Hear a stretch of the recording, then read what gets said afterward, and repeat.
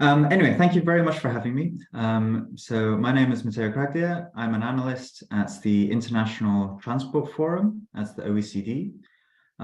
We are an international intergovernmental organization with 64 member countries all around the world, including North America, Canada, USA, and Mexico as well.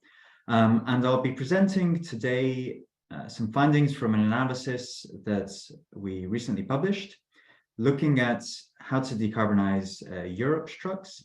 This report came out of a broader project that involved, it was funded by the European Commission, but involved a large number of countries. Again, Canada and USA were also involved in it, of discussing how to best decarbonize the road freight sector. So this particular presentation will focus on some findings from Europe, but I'll also have a couple of slides at the end to see how some of these findings might also translate into a North American context as well. So as part of this report, we looked at estimating the total cost of ownership of different road freight technologies. So looking at the financial feasibility of each of these technologies. So looking at today a benchmark case of diesel internal combustion engine vehicles and comparing it with large battery electric vehicles, hydrogen fuel cell electric vehicles, and also these catenary overhead wire electric vehicles that were mentioned before by Professor Sabon. So we basically tried to estimate each of these and looking at how they compare into the future, also accounting for the fact that different technologies will progress at different speeds based on both physics, but also on different types of components and expected outcomes of how they might change in the future. So I'm sure many of the audience will have already seen different types of analyses that have tried to do this in the past, looking at total cost of ownership of different types of technologies and comparing them. And typically this is done using scenarios, which scenarios of the future are a very useful tool for evaluating these different policy decisions, doing this cost-benefit analysis and how it might change into the future. However, it's important to flag that scenarios are often sensitive to assumptions that are made, and this can risk unintentional bias. I'm sure, again, the audience will no doubt be able to come up with certain case studies, certain reports which had potentially very ambitious assumptions within them. So as part of this analysis, we wanted to, in particular, explore a range of different futures to try and understand this uncertainty in different technologies. Each of these technologies is rapidly changing. Was mentioned before, things like battery energy density improvements are changing very quickly, and the same is true of all different types of technologies. So basically, we aimed to try and be as unbiased as possible. And so to do this, we tried to estimate for each of the most important factors that underlie the total cost of ownership, an optimistic case and a conservative case. So here I just show you, for example, battery pack costs. Our optimistic case is sort of following recent trends as well as a number of institutions' broad market outlooks. Obviously, it's very difficult to estimate things more than 10 years, so everything should be taken with a grain of salt. But again, this is the importance of looking at uncertainty of, given broadly what we know today, how does that shape our decisions about the best way forward? So we did this for each of the main core variables for each of these four technologies. And within this current conservative case and this optimistic case, we then took thousands of different combinations and scenarios. So in total, we took 1,000 scenarios and looked for each of these 1,000 scenarios, what the total cost of ownership is of each of these technologies. And then from there, be able to evaluate how they might be able to compete with each other. So you can see everything here from diesel costs to energy efficiency improvements, things like fuel cell efficiencies into the future, broadly, based on rough knowledge of what we know today, how might this change? So we choose to show this in terms of the results of what share of the entire road freight vehicle market would be cheapest with each technology. So I'll show you first the results without the electric road system option. So in 2020, almost 100% of the market, looking at 9 different types of vehicle size segments, almost 100% of that is cheapest with diesel. So battery electric vehicles and fuel cell electric vehicles are pretty much too expensive for most of the market currently, because they have quite high upfront purchase costs. However, with technology development, as we mentioned, technology, battery energy density improvements, cost reductions over time, we think that battery electric vehicles are likely to become cost competitive with diesel vehicles in the not too distant future. This will start with short and medium-sized truck segments. They only account for a relatively small share of sales, at least in Europe. So you can see that there within the 2020s, there's certain parts of the road freight markets that could be cost competitive, and they're the small segments. But then the big jump is after 2030, where the larger vehicle size segments, which account for the majority of the market, they could become cost competitive. And this shows you for all 1,000 scenarios, broadly where we're lying, with the average being that black line. This is, again, also without any incentives at the moment, any purchase incentives, any road toll exemptions. We also find here, at least in the European markets, that fuel cell hydrogen vehicles are unlikely to be able to compete with battery electric, unless under very ambitious scenarios of hydrogen costs. So in particular, this would be hydrogen costs below €2.5, which is, I think, $3 per kilogram at the pump. So from this perspective, it would seem that hydrogen is likely to play a relatively minor role within the mass market of decarbonizing road freight. Now, we will also show some results for electric road systems. So these first results didn't include that. If we now look at electric road systems, and we look after 2030, because it would take a while to actually build electric road system infrastructure, we broadly think that, again, under these 1,000 scenarios, they could actually be cost competitive with all of those technologies and be marginally lower cost than battery electric vehicles as well. So for this reason, they should definitely be an option to at least consider, and the door should not be closed to them prematurely. And they should at least be considered as one of the different technologies that could help to decarbonize road freight. Quickly, I'll also show you some results of looking at how to reduce uncertainty. So on the left is the graph that I just showed you before for battery electric vehicles. We also looked at applying different types of policies, things like helping with financing costs with zero interest loans, purchase subsidies, or carbon taxes can help to reduce that level of uncertainty and also shift it slightly earlier, so to make vehicles cost competitive earlier. And this, again, just highlights the importance of policy support upfront to really help guide the transition to low carbon technologies. A couple of slides here just on how does Europe compare with North America. So this graph shows you for different journeys of different commodities, the distance along the x-axis and the total share of ton kilometers at different distance bins. So the majority of journeys are less than 1,000 kilometers. This is true both in Europe and at least in the USA. Within the USA, there's a slightly higher share of longer distances, which could potentially lead to more difficulties, particularly for battery electric vehicles.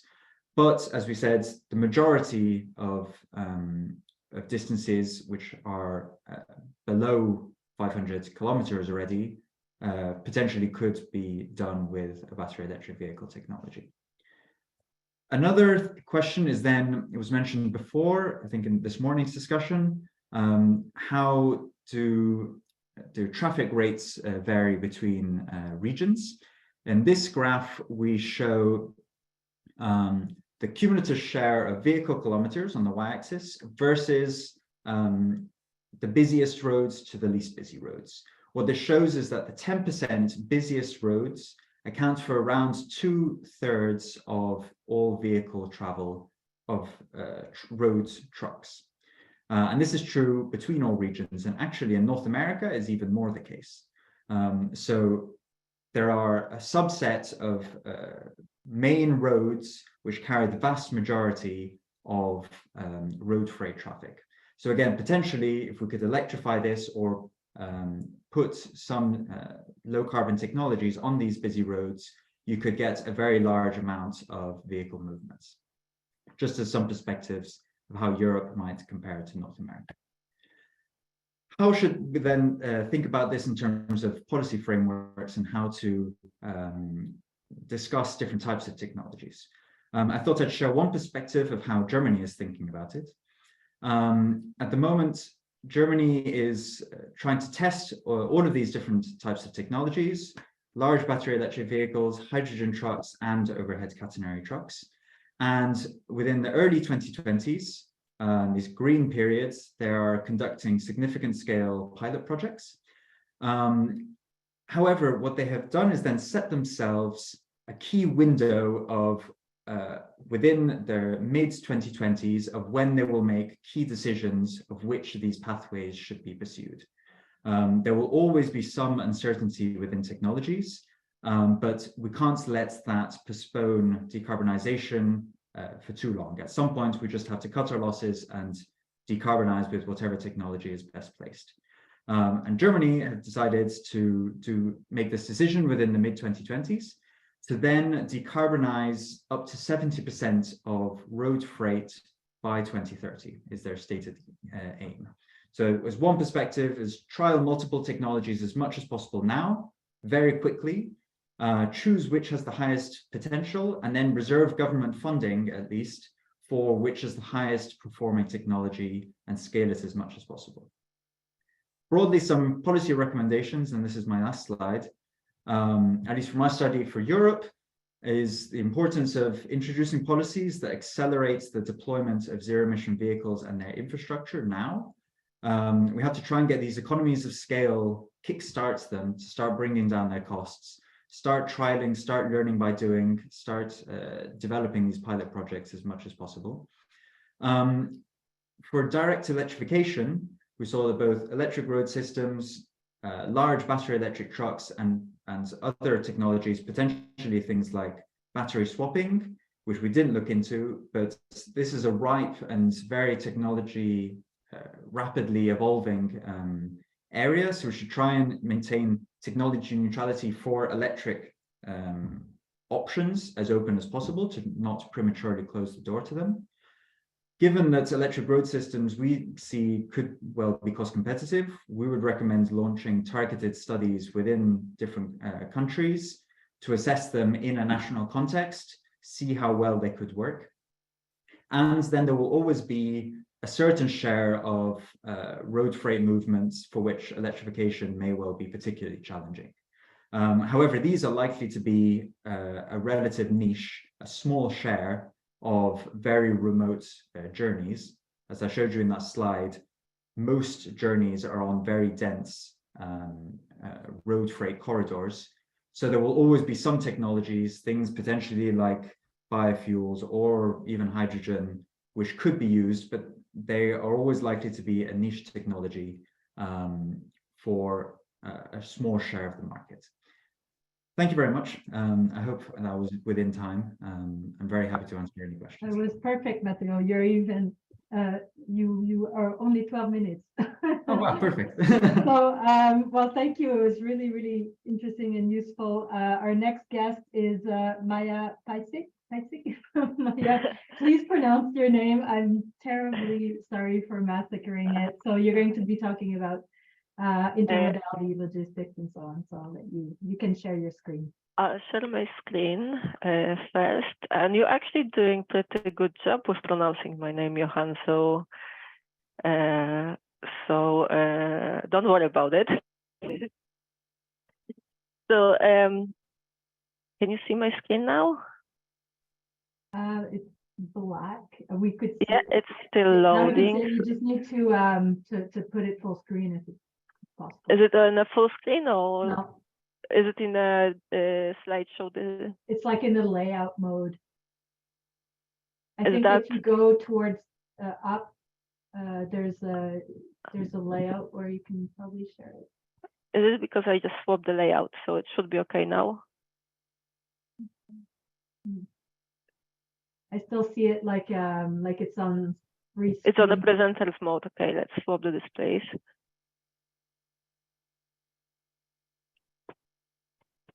Is it still on the presenter mode? If you click on slideshow, maybe it will like in the upper menu. You know what I do? I'll just disconnect one of the displays and it should be okay now. Is it? Oh my God, okay. Now it's good. That's great. Now, sorry about that. So, thank you very much for inviting me, Johan. I'm Maja Piecyk. I work at the University of Westminster, and my main focus is on environmental sustainability of road freight transport. So in terms of my background, I work closely with David Sebon, who spoke in a previous session. We are currently involved in this big project called Center for Sustainable Road Freight. And it's a partnership between 3 universities and a number of different stakeholders from the freight transport sector. And we're looking for different ways to reduce carbon emissions in a short, medium, and long term. So David is the overall director of the center, and he's also looking after the engineering research at Cambridge University, while my group at the University of Westminster is responsible for looking at ways to reduce emissions from logistics operations. We do work on long haul. We're also very interested in city logistics and urban distribution, last mile. And one of our responsibilities is to provide advice and policy briefings to the government based on the recommendations coming out of the center's research. So, that's what we do. So for this presentation, I was asked to talk about the logistics implications of decarbonizing heavy trucks, which is a very, very interesting topic, but also very much unresearched. So there isn't a lot of research around that particular issue. So I'm probably going to ask more questions in this presentation than provide answer, but I hope it's going to start a debate, and it's definitely something that should be considered in the assessment. So let me just start by highlighting the magnitude of the challenge that we need to address. So this is a graph from the ITF Transport Outlook, and it basically shows that in less than 30 years, the volume of freight traffic is going to at least double, and it's pretty much consistent across the regions. In some regions, it's going to go even more than that, but independent on the scenarios used, we expected the volume of traffic to at least double. So that means we not only need to solve the emission problem, but that growth, let me go back, so that growth is mainly a result of the increasing volume of goods that will have to be moved, not necessarily by increasing the distances. So we just will have to find a way to move all this extra freight through the networks that in most cases already exist, and in many, many cases already operate close to the capacity. So we're not only looking at the emissions, but we're also looking at ways to make to sustain and keep the countries going. And that's why the logistics considerations are particularly important. So this is what we call the Green Logistics Framework. It's a framework we use quite often in our research, and this framework was first developed by Professor Alan McKinnon, and it was refined through many research projects. And key feature of that framework is the fact that it's very versatile. So it can be used to map out and understand the structure of freight transport sector at the national scale, and can also be disaggregated to a number of lower level parameters or levers individual companies can use to address the carbon emissions. So we can apply it on a macro scale, but we also can use it to provide guidance to individual companies. So that's the beauty of it. So what it basically does, it translates the total demand for freight through a series of different parameters, such as, for example, modal speed, supply chain structure, or vehicle utilization, into the total level of vehicle activity and associated energy or fuel consumption, and then resulting greenhouse gas emissions. So in this workshop so far, we've mainly looked at the very bottom of the framework. So I would like to address some points relating to the rest of the framework, and there are key main reasons to do that. And the first one is independent on the energy sources or green energy. We don't have infinite supply of this energy, so we still need to optimize the logistics systems in a way that minimizes the energy use. So decarbonized energy is a nice thing, but we still need to make sure we optimize the use of that energy. And also in the say transport sector, we're not only dealing with greenhouse gas emissions, they're obviously a priority, but there are also a number of different externalities associated with vehicle activity that need to be addressed. And the two graphs are from two different studies that looked into other externalities. They considered a range of different factors, but we also need to look at things like accidents, congestion, noise, that are significant. And going back to the point that the the volume of transport is actually expected to double, they cannot be forgotten in the overall debate. And the third reason is that our research and other sources also clearly show that there is still a significant potential to reduce greenhouse gas emissions from diesel, from existing fleets, existing diesel trucks that are still underutilized in a much faster and more efficient manner, especially in the short and medium term. So our study for UK fifth carbon budget estimated that we can reduce the greenhouse gas emissions by over 1/3, addressing some of the parameters in the framework.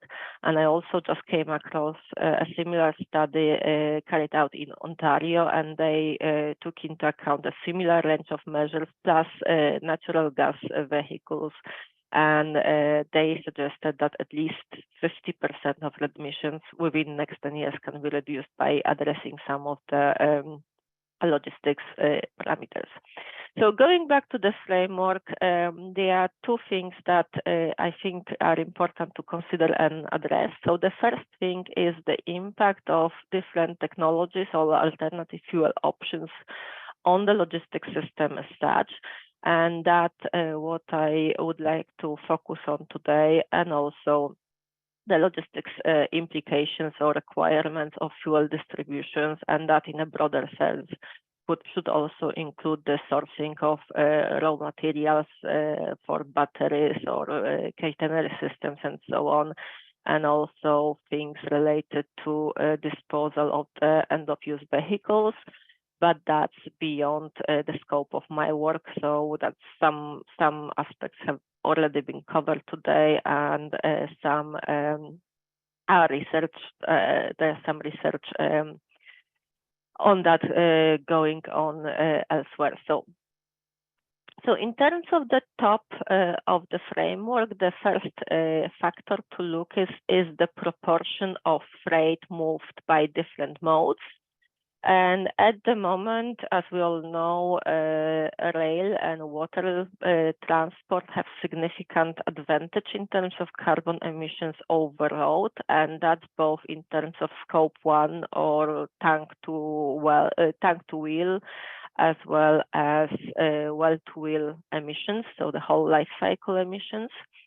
But that to me causes some questions. So if we decarbonize road transport, and by that we change the pricing structure of the freight transport market, in the shorter term, that may help with shifting some transport onto more sustainable modes like rail and water, because the price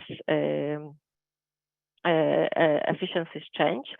But what happens, we also need to think how to decarbonize non-transport modes in the long term, because if we don't do it, we may end up in a situation when the balance goes in the other way. So we have zero carbon road transport, and we have rail and water that still has some carbon intensity to it. So the price may change, especially if we talking long term. There may be some carbon taxes introduced, and then that changed in the economic balance may divert some cargo from rail and water onto road. And as I just said, we need to look not only at carbon emissions, but we also need to look at other impacts, like the capacity of the infrastructure, congestion, accidents, and so on. So it's important to have that in mind, this longer term balances between different transport modes. The other thing is the capacity and ability of rail and water networks to carry the extra traffic and also to accommodate different types of freight traffic. And in North America, both US and Canada, the proportion of freight carried by rail and water is much higher already than it is in Europe, mainly because of the nature of the network and the long distances involved. In terms of the traffic that's being carried by alternative transport mode, it's pretty similar. We're talking about a lot of lower value bulk commodities.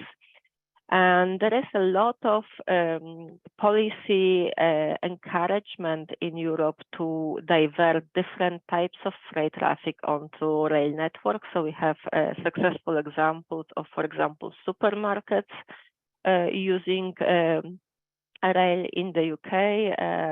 There is a supermarket called Asda. They've been doing it since 2001. Another one, Tesco, since 2008. And more recently, they even started moving the refrigerated cargo, refrigerated supermarket goods on trains from England to Scotland, which have significant carbon benefit, and also it also helps with other factors. So it also hugely helps with current driver shortage in Europe. So there are benefits of doing so, and we need to think when we carry out this debate on decarbonizing road freight, we need to understand that the modes should cooperate, not compete, and we need to understand the interactions between them to make sure we optimize the transport system as a whole, not just individual mode or even individual corridor. So we need to make an effort that we don't divert traffic from one mode to the other, and we also need to make sure the intermodal solutions can exist and operate efficiently. In terms, another important issue related to modal speed is the infrastructure. So the cost of infrastructure and cost of building and maintaining the infrastructure. The research suggests in Europe, the cost coverage for the infrastructure of freight transport is generally very low, and it's even lower for road than it is for rail transport. And I also came across this very new study just recently published in 2023 that estimated that for example, electrifying the road, the transport in Scotland would result in 20 to 40% additional road wear, and that's because of the heavier payloads and up to 6% for hydrogen. So there is a question: who's going to pay for that infrastructure, and how do we ensure that we have a parity between transport modes and we don't use one transport mode to substitute the infrastructure cost for other transport modes? They said the accessibility of infrastructure is very important. For example, in the UK, despite the efforts to incentivize more shift onto the rail, only 6% of the largest warehouses are rail connected. So there is a key role for rail to cater for the connection for load. And I think the decarbonization of road that needs to also be taken into account to make sure we still can provide this effective connection. And again, the same point goes for the ability to substitute one mode's infrastructure for another if needed. So, for example, in case of if there is a major disruption of the road network. So these are the key issue. Another vital point relates to the vehicle utilization, and that's been already mentioned by some of the speakers, but I would just like to highlight that there is a huge difference between a vehicle and HGV that travels fully loaded both ways, so it picks up again backload and it travels both ways filled to maximum capacity, and that vehicle is about 3 times more efficient as the same vehicle that's only partially loaded and it returns to the base empty. So we have a huge efficiency gain in making sure the vehicles are fully utilized. So the studies on batteries, obviously the batteries are getting more efficient and smaller and lighter, but typically it's estimated that there will be a penalty on a payload. And I agree with previous speakers, in many cases, many of the loads cube out before they wait out, so the impact of batteries may not be as significant, but we need further research and we need to have an understanding of the impact of different either batteries or pentagrams or different equipment that needs to be carried on a vehicle, on the payload and vehicle utilization. There are other factors like the accessibility of the charging infrastructure, maximum distance, or the distance from the ERS to be able to ensure, for example, backloads. Because the more constraints we add to the existing logistics system, the less flexible it becomes and the more difficult it becomes to run it at optimal energy efficiency. So we definitely need to advance our understanding how logistics system are going to be affected by different solutions in the future. So we can provide companies and provide supply chains with the advice how to maintain the efficiency and how to make sure we minimize the overall energy use, not just the greenhouse gas emissions.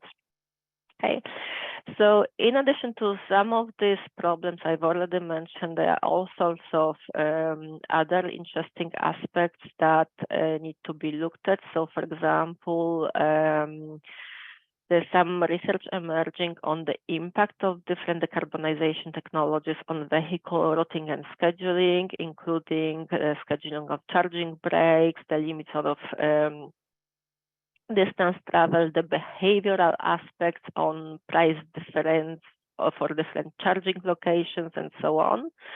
I think the interesting and important area is to look at, because we're talking long term, so it's not just the development in the field of decarbonization, but it's also other logistics technologies. So we need to understand the interaction with things like the automation of loading and unloading. So what David mentioned, once we automate loading and unloading, there is a very little time to charge the vehicle at the depot. There are things like platooning and autonomous vehicles, and all of that will also impact and suitability of different technologies.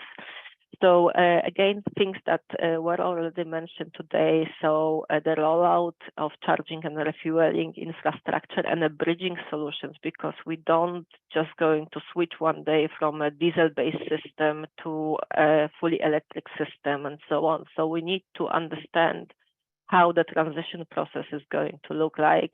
And that's going to need some policy intervention to incentivize the technology uptake.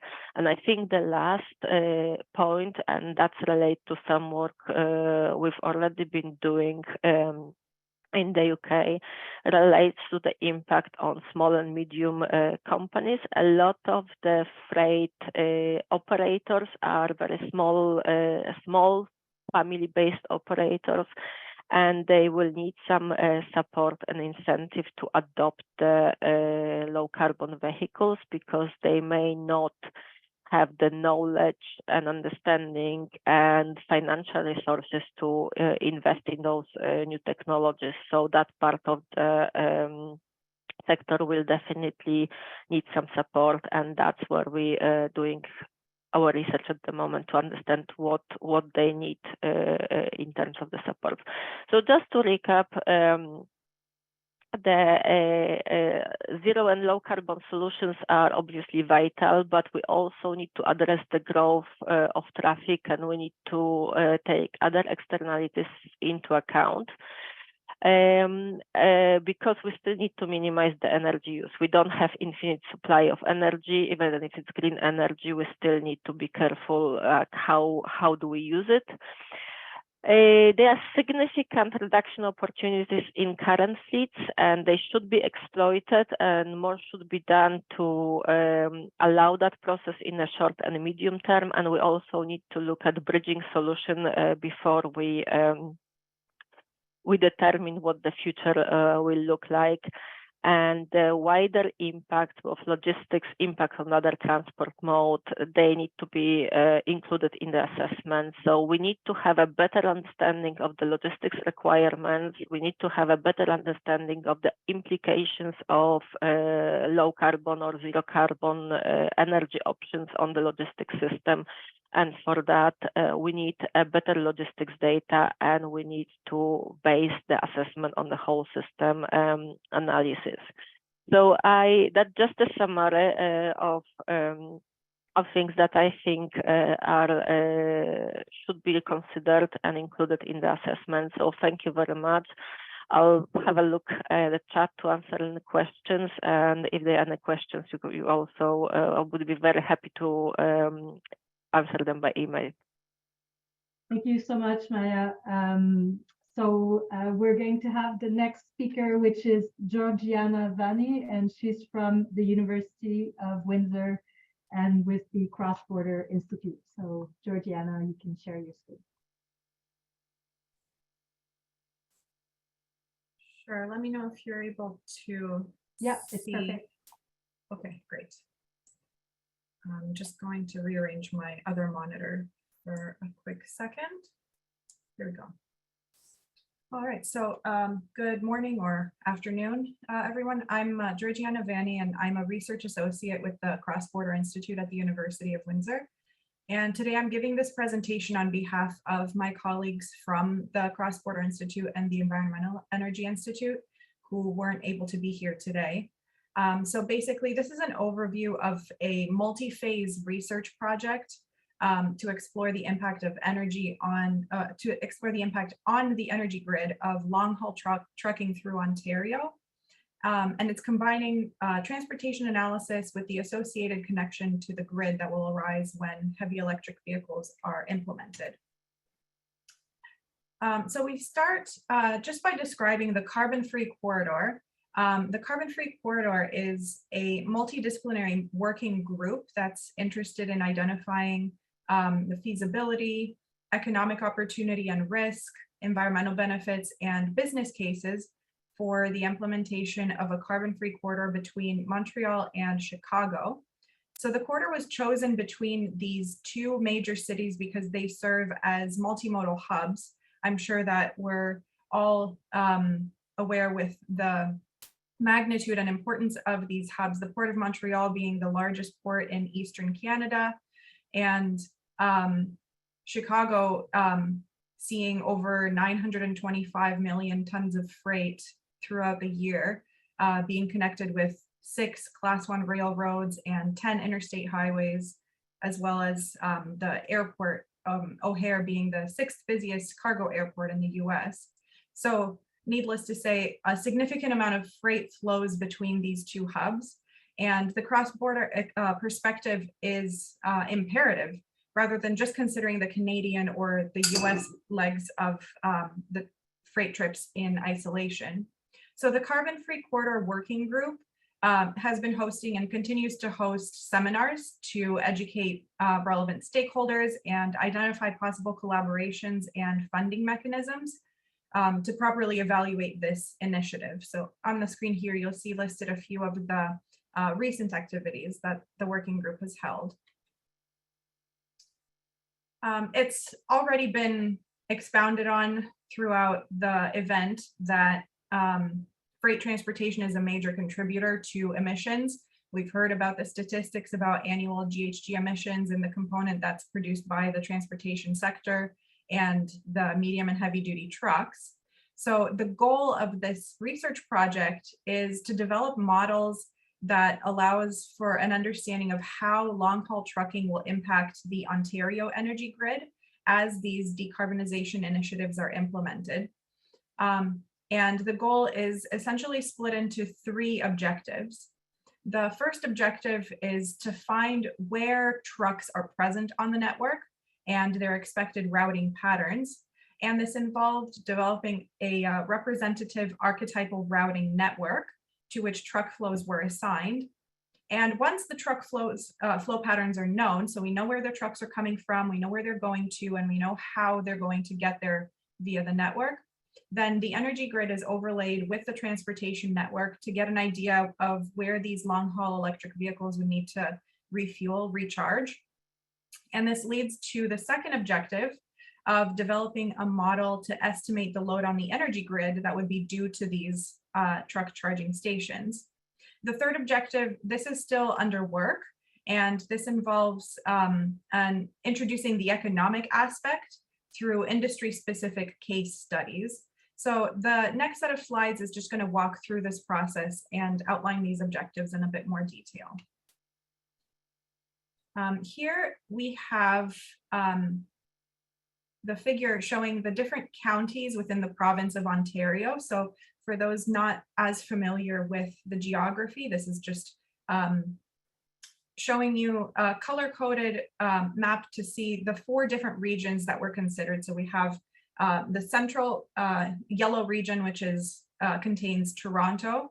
Then we have the west in red, which is where we have our 3 busiest border crossings.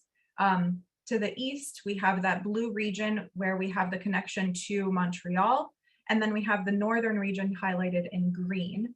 So for the purpose of this analysis, truck flows were derived from a data set of GPS pings from freight carriers in the month of March of 2016. So these would be traditional diesel trucks, but this analysis is essentially meant to explore the freight activity patterns that are crossing the networks in general. So the data set, the GPS data set included information on truck routing and stops, which allowed us to identify primary stops, which are usually longer stops, usually at the origin or destination, but that could also represent longer rest stops and refueling stops. And there are also secondary stops, which are generally shorter stops, usually for the purpose of driver breaks or fuel refills. Here we have a couple of figures, again, still showing the province of Ontario. On the left-hand side, we see the distribution of these truck flows that were discussed previously. We see a heavy concentration of flows along the Highway 401 corridor. So that would be, if you can see my cursor, it would be this highway here, passing through Toronto. Montreal would be just to the northeast over here. And the stars are showing us various border crossings between Canada and the US. The Ambassador Bridge is located down here. And we have the Blue Water Bridge here and the Queenston, Lewiston, and Peace Bridges over here. So these are the three major crossings that we are generally concerned with when we're looking at transportation through Ontario. On the right, we show we see a figure that shows the locations of those secondary stops that I mentioned previously. And the circles that you see there color coded are showing basically the volumes of trucks that are stopping at each of these stop locations. The larger circles in red and orange will denote stops where there are many trucks that are going to stop throughout the day. And in the next few slides, we'll look at how much traffic each of these stops will see at key hourly intervals throughout the day. So beginning in the morning, so the 8 to 9 o'clock hour in the morning, although this is the peak hour for passenger traffic, there's not as much activity yet with respect to trucks. We see relatively low volumes at the stops. Of course, the 400 series highway, so this would be Highway 401, the one that I highlighted previously over here. Highway 402 is what leads to the Blue Water Bridge to Sarnia and Port Huron. And over here we have the Queen Elizabeth Way that leads to the crossing towards Buffalo, New York. So these are still highlighted as seeing the most traffic. And in the call out, we see the region of Toronto that has a number of stops concentrated over there, as this is a heavy freight producing region. We do see some nodes that are showing notable flows in the more northern portions of the province. So this is where we have a little bit sparser infrastructure. Moving into the noon hour, so 12 to 1 in the afternoon, we start to get to one of the peak times for truck traffic. And we notice a significant increase, especially in the Greater Toronto area. We're seeing more of these red circles popping up in the Toronto area and near the border crossings. Here we have another heavier concentration leading towards Montreal.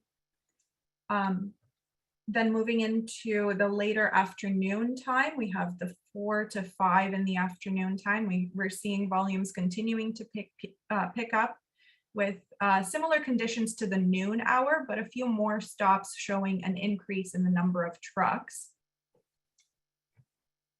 And this is the second to last, showing the evening hours. We're seeing the volumes appearing relatively consistent. There is a decrease in the number of stops around the Toronto area now, so that peak hour is starting to die down there. But those red circles are appearing rather consistently in the Peel and Niagara regions. So these would be regions adjacent to the border crossings near Toronto, as well as Kingston, which is located around here, and which is a bit northeast of Toronto and leading northeast towards Montreal. Lastly, we have the overnight hour. So this is 11 p.m. to midnight. And again, we're seeing the volume starting to slow down again. There are still some dominant rest stops that are appearing around Kingston. Again, these would be these rest stops highlighted over here that could be serving as overnight rest stops that drivers are using as they're traveling this Montreal to Chicago corridor. So when we're looking at the distribution of the truck volumes that each of these stops, these secondary stops are seeing, this gives a deeper insight that leads into the next objective where the energy load is going to be considered. So this figure that you're seeing on the screen right now shows the distribution at 3 key locations. The first being Essex over here in the south portion of the province. So the county of Essex is where trucks will pass through to cross to and from the US via the Ambassador Bridge being the busiest border crossing, especially with respect to freight. Then we have the Peel region here. This is near Toronto. This is where we have a center for manufacturing in Ontario, a large freight producer. And lastly, we have Thunder Bay highlighted here in the northern region of the province, which is located in an area that is not as easily accessible because the infrastructure there is more sparse. So while we do see some variation between these distributions and the volumes of trucks that these stops are seeing, we can certainly see similarities when we're looking at the pattern that we're seeing throughout the whole day. So this leads us into the second objective where the electric grid is overlaid with the transportation network. And the figure here shows the locations of transformers across the province of Ontario. Meshing this information with the freight flow and truck secondary stop analysis is useful to identify the potential locations for charging stations once these long-haul electric vehicles are going to be implemented. So knowing the locations of these, where these charging activities would be, would allow us to estimate the amount of traffic that they would see throughout the day. And then this would then allow us to estimate the energy demand that would arise from these activities. Part of the research does include an optimization exercise for the locations of these charging stops. So in order to estimate the demand on the energy grid, a scenario-based approach is used. And through making assumptions about the range, the battery capacity, the charge times, the previous analysis that was identifying freight volumes on the highway corridors based on diesel trucks allows us to see the corridors that are of interest and determine the locations and number of trucks at the stop locations that we can then apply to produce quantifiable estimates of the energy demands as we're going to see more of these long-haul electric vehicles on the road. So the assumptions that are used in this research are listed here. We assume that long-haul electric vehicles are going to be Tesla trucks, and their activity patterns would be similar to typical semi-trucks, the diesel trucks. So similar rest frequencies and similar distributions for these rest stops throughout the day. The range and battery capacity of the Tesla trucks is going to determine where each truck in the scenario will stop and the energy demand that each truck will be placing on the grid while charging. And the figure here shows an example of this kind of estimation that's done for Essex County. And again, we can see that it follows a similar distribution to what we observed just a few slides previously. Again, Essex County serves as one of the gateways to international freight activities, which is a very important consideration when we're looking at this kind of research. This region specifically Essex County, due to the presence of the Ambassador Bridge, gives rise to some unique issues because both Canadian and American drivers would need to charge their vehicles, and an important stakeholder group would be the utility providers for the region, who will then need to adapt, and depending on whether drivers will choose to recharge on the Canadian or the American side of the border. For this research, the data that was available was from the Canadian side, but as this work continues, the working group will consult with utility partners and industry partners to adapt these models for specific case studies. So given the economic activity and the related freight movements between Canada through Ontario and the US, strategies need to be developed for building business and attracting charging commerce in connection with these highly traveled border regions, including Essex County, like we've just been discussing, but also regions connecting to the other major crossings between Canada and the US. So this is the last slide of my presentation. I just want to mention that I haven't directly been involved with this project. I'm familiar with the broad overview, but I would be happy to direct any questions to my colleagues that I'm presenting this on behalf of. Thank you. Thank you, Georgina. This was super interesting. And I think actually the next presentation will be useful if you want to have like connection between US and Canada with NREL. So our next speaker is actually Archer Yip, who has done modeling work for long haul transportation in the US. And I think Archer, you've worked in Canada as well. So there's a good connection already for that. So thank you for being the last presenter. It's always a challenge. I know that we always lose a few people, but I mean, there's quite a bit of people here still. And I think it's been a really great presentation so far, and you're going to be a great conclusion. So go ahead if you can share your screen. And all right. Can you see my screen? yes. Great. So my name's Arthur Yip, and yes, I grew up in Canada, but now I work at NREL, and I'm happy to share some of the the recent research findings from our lab.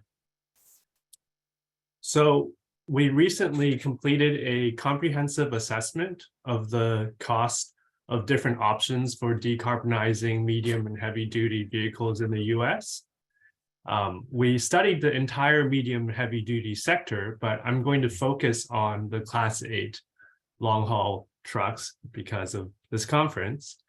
And we know that the Class 8 long haul trucks have disproportionate amounts of energy use and can be relatively difficult to decarbonize.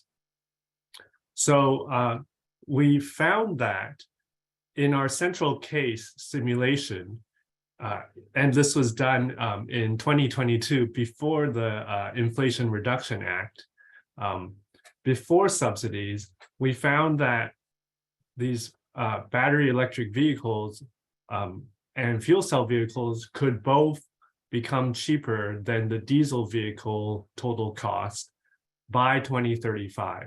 So we think that these are the cost effectiveness is coming quickly.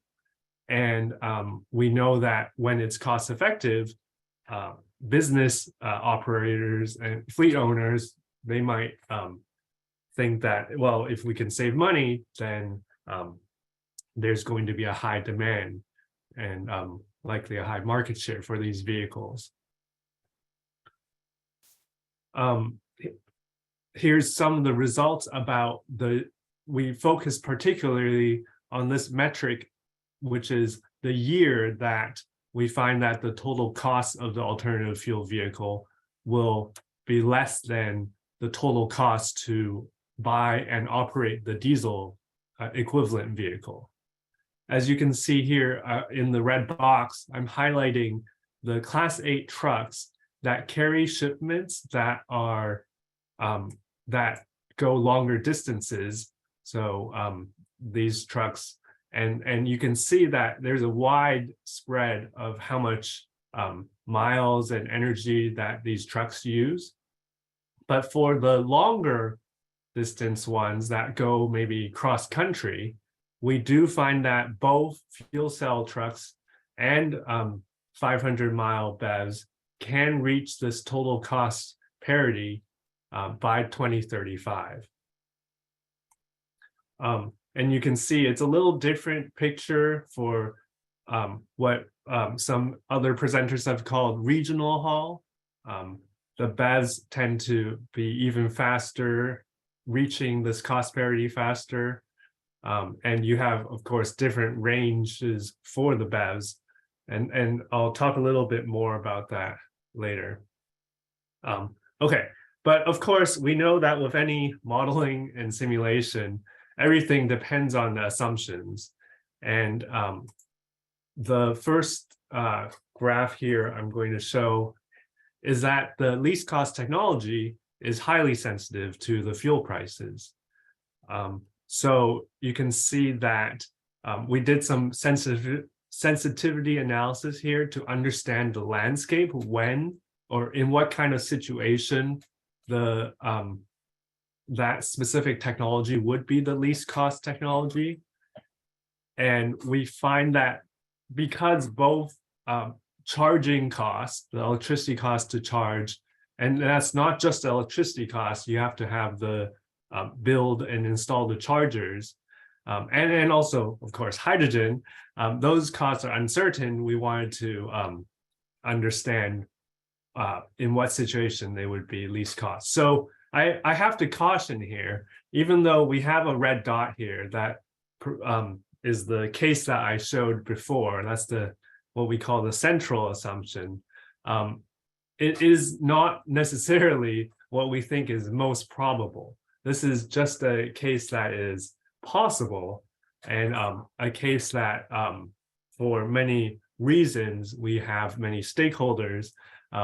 We have the central case, but I just want to note that it is highly sensitive. If you, of course, cross the line, then the least cost technology is a different technology, and that just the hydrogen cost here is set at the central case. We have it at $4, but of course today hydrogen can cost something more like $10 a kilogram, and $4 is something that could be achieved with subsidies and with scale and further cost improvements in the supply chain.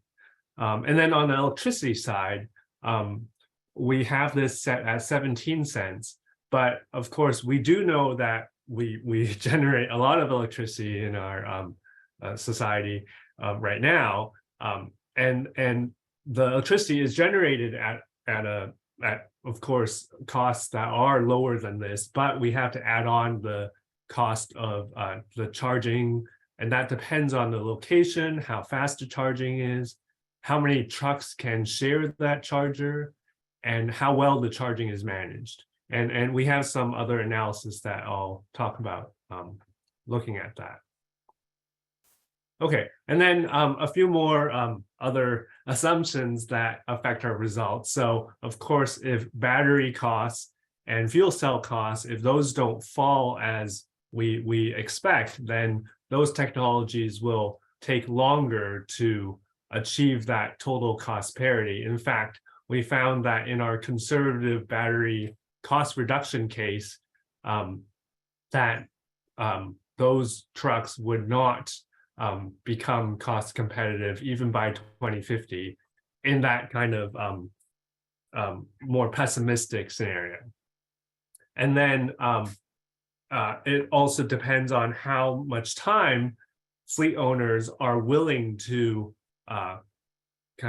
wait for the cost savings to pay back their incremental costs. So if fleet owners could take a 10-year view, then the cost parity is a little sooner. If they're willing to, and then in the 2-year horizon, if a truck owner needs to get their money back within 2 years, then you would have to, the timing of the cost parity is later. So this is a separate analysis that was also done recently. We looked at some of the more detailed situations in which a fleet owner might try to calculate their total cost of ownership. We know that some of these trucks, so even for Class 8 tractors, there's so many different ways that they are used. So some trucks are used less intensively, single shift. They might be, some presenters talked about cubing out. So they're just putting in lots of boxes with maybe even chips. So that's just a lot of air. So they're not at the weight limit. But then some other trucks are being driven multiple shifts. They might even have team drivers. So they might not even have to stop according to the regulations because they have somebody inside who will keep driving the truck.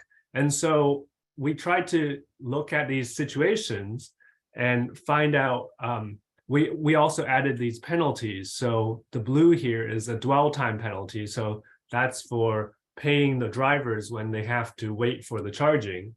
And the yellow here is a payload penalty.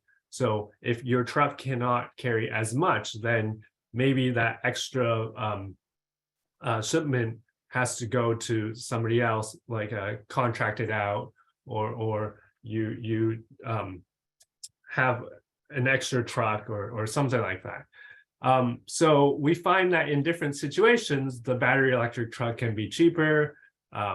It seems like in this most intensive case, the fuel cell truck, because it doesn't have those penalties, can be cheaper in total cost. And also more really important is that we also did analysis to understand how many trucks are in each of these situations. So we have data from the US Census Vehicle Inventory and Use Survey. And most trucks are really in the single shift volume limited cases, but there are these smaller proportions that may require more specialized solutions. Okay, so most of our analyses have been centered around vehicles where fuel prices are just an input, and it is very difficult to forecast fuel prices. But we have started to do some of this analysis about the infrastructure costs. So we do have the study that was released last year about charging stations, and the cost of which the charging station needs to charge for electricity really depends on so many different factors. And in this study, there are these different cases where the charging could be done at a depot, at en route charger, or a travel center, like those rest stops on the highways. And then you have to consider all these different things about the demand charge for electricity, the distribution upgrades, and how much the charger is actually being used. Because if you're charging a lot of vehicles, of course, the dollars per kilowatt hour are lower because you charged many more kilowatt hours and you can amortize the cost much more. And an interesting finding is that even for Class 8 charging, because you are charging at such a high rate and that you have so many kilowatt hours that you are charging the vehicles, we find that the charging costs for fast charging does not necessarily just keep going up. It can also be fairly low. And then similarly, hydrogen prices also depend on a lot of different factors, but I won't go into that right now. And something else that we looked at is that because we took a whole sector view looking at medium and heavy duty, we did find that a lot of Class 8 regional haul tractors could feasibly charge overnight off shift and with relatively low impact on the power grid. So it's really only the Class 8 like if the truck has to go 500 or 700 miles, that you may need those en route chargers. But if you're just traveling 200 or 300 miles, those trucks can charge at relatively low kilowatts. So even at some of the DC fast chargers that already exist on the highways right now. And if the charge can be managed, then there aren't that many upgrades that need to be done to the grid distribution system. This one shows that we find that a lot of the charging can be served by the depots. So when it's off shift and you can slow down and manage the charging, you don't have to charge at a megawatt scale, even for long haul, because that allows you to spread out the charging. And then just I want to add some of the US context, that even though there is some uncertainty and we're not at the cost competitive level yet, of course, President Biden has big goals. The Inflation Reduction Act has a $40,000 subsidy on these medium heavy duty vehicles, and that can cut the cost a lot. There's all sorts of money for manufacturing, and hydrogen in particular. The $3 a kilogram is very big. That can produce a lot of investment in selling hydrogen. And then also we have these regulations that have come out after this Inflation Reduction Act. And for example, in California, they are targeting 40% of tractors to be zero emissions by 2035. And maybe most interesting to this study, New York State has also adopted the same target. So these trucks are going to be here soon. and then in the federal regulations, there's a 25% standard that's being proposed right now by 2032. So I have some recommendations for the study. I think a detailed market segmentation is really important. I know some of the presenters, I think earlier, Carolyn Kim showed like some freight that is originating or ending in Ontario. It comes from across the country, but a lot of freight actually is just within the area. And if you look at a corridor, it's hard to understand just from the traffic. You don't know if they are really long haul or if they just go on and then off the 401 highway. And of course, if the trucks are going deep into the US, you have to have infrastructure the whole way. Maybe if there are border delays, then you have to account for sitting at the border. And then as another speaker said, how many of these trucks are really have to be long haul, or if fleets are moving towards a hub and spoke model where you are doing more deliveries, shorter distances, and with intermodal on rail. And then there's also this question about how many of these trucks are owned by big corporate fleets who can have, for example, backup trucks, or they can do more planning about when they can charge their truck. But a private operator might not be able to do that. They have to, they have much higher risks if they cannot serve their customer, and they will be relying on public infrastructure much more, and also use. Arthur, just to let you know, there's 1 minute left if you can. Okay, great. And then about fuel costs, there is a lot of uncertainty, and we know that if, for example, a large corporation, if they can build their own charging infrastructure, they might be much more willing to take on some of that risk because they understand when their trucks go out, how far they go. So they might be able to move faster. And also at an existing facility, they know how much they pay for electricity. They might be able to fit in the charging with their operations. If they run their equipment during the day and then charge their trucks at night, that may not even need a distribution upgrade. And then finally, some of these technology pathways depend on each other. And I think there are different risk profiles for different options. It seems like battery electric vehicles, because private owners can build their own infrastructure, that could be much easier to adopt. And I just wanted to note that we help maintain the alternative fuel data center. And I know Canada is included. And so I pulled up these maps. And of course, these are for light duty. You can see that there's a lot of DC fast charging already. And these could serve medium and even the Class 8 short haul trucks. And then the hydrogen, we have a few.